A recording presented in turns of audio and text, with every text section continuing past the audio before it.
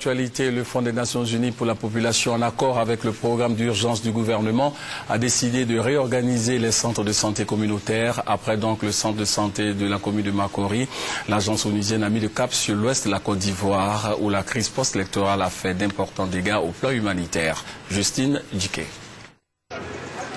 Dans cette période de relance de tous les indicateurs de développement, cette assistance du Fonds des Nations Unies pour la population à la Côte d'Ivoire épouse le programme présidentiel d'urgence.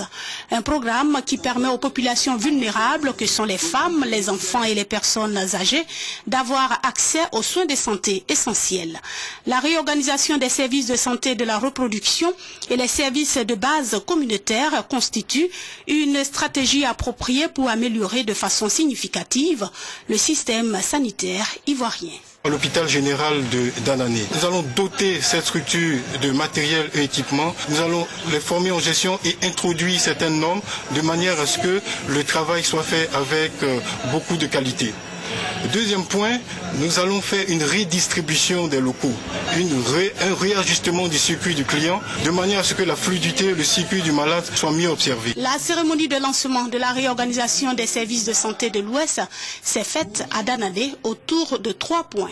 La situation de la santé maternelle au plan national et dans le département de Danané, présenté par Dr Zorobi Ali, le cadre conceptuel de la réorganisation des services par Dr Djoman de l'UNFPA et la présentation de l'hôpital de Makori, qui est une des structures hospitalières réorganisées par Abiba Silué, sage-femme.